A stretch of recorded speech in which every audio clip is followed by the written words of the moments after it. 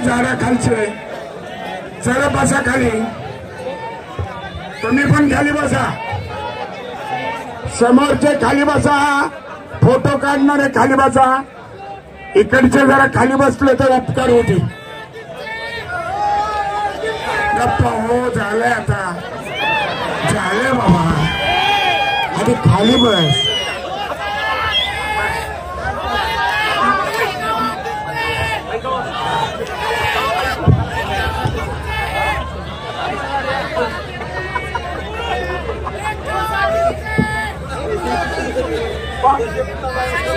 Hello, थांबतेला जाऊ दे आधी, तुझं आपलं मनोगत या ठिकाणी व्यक्त कर.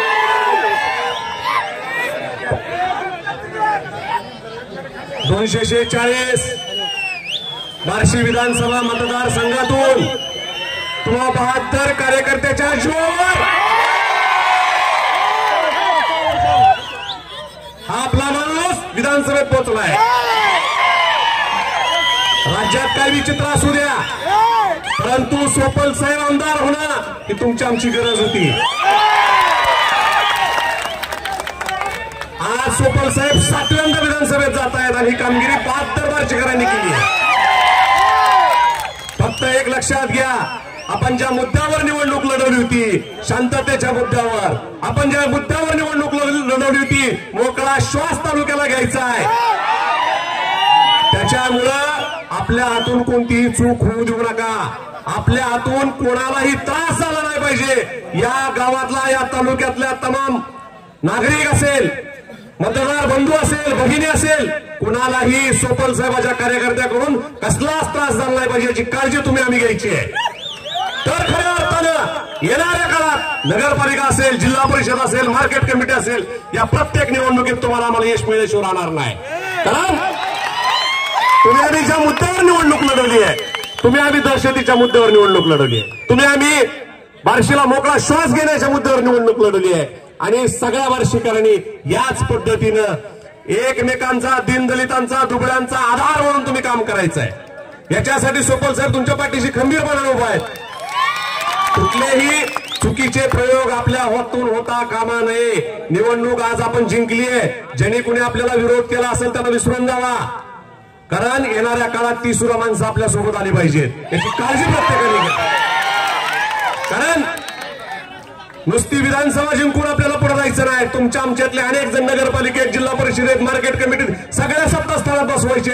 आणि ते जर बसवायचे असतील तर सोपल साहेबांनी दिलेलं वचन पाळायचंय. उतायचं नाही, मतायचं नाही, घेतला वसा टाकायचं नाही. सोपल साहेबांचं वचन काय? उतायचं नाही, मातायचं नाही आणि घेतला वसा टाकायचं नाही. साहेब कधी आनंदानं हुरळून गेले आणि अपयशाने खचले नाहीत, त्याला दिलीप सोपल म्हणतात. आनंदाने ते हुरळले नाहीत आणि अपयशाने ते कधीच खचले नाहीत. त्यामुळे मी तमाम तुमच्या माध्यमातून तालुक्यातल्या 72 कार्यकर्त्यांना ग्रँड सॅल्यूट करतो आणि पुन्हा एकदा विनंती करतो की येणाऱ्या काळात 5 वर्षात शांततामय पद्धतीनं या तालुक्यात काम चाललं पाहिजे.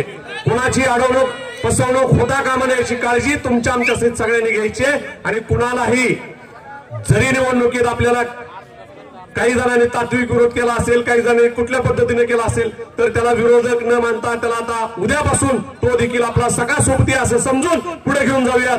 तरच खऱ्या अर्थानं आपल्याला पुढची सगळी सत्तास्थानं आपल्या ताब्यात मिळणार आहे. एवढंच लक्षात ठेवा. एवढं बोलतो आणि माझं 2 शब्दातलं मनोगत थांबवतो. जरी काही त्यांनी विरोधकांनी त्रास दिला असला तरी तो त्यांना लखला. त्यांनी दिलेल्या त्रासामुळेच तुम्ही आम्ही सर्वांनी सोपल साहेबाला लाखाच्या पुढे मतं दिली.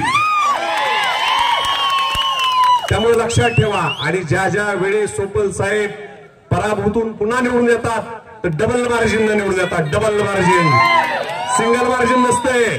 त्यामुळं 5 वर्षात जे काही तुमच्या आमच्या डोक्यात साठलं होतं राग, संताप, तो सगळा मतपेटीतून व्यक्त झालाय. आता काही व्यक्त होऊ नका. अत्यंत शांतपणे, संयमानं येणाऱ्या काळात सामोरे जा एवढीच विनंती करतो आणि माझी रजा घेतो. जय हिंद, जय महाराष्ट्र. अरे कहो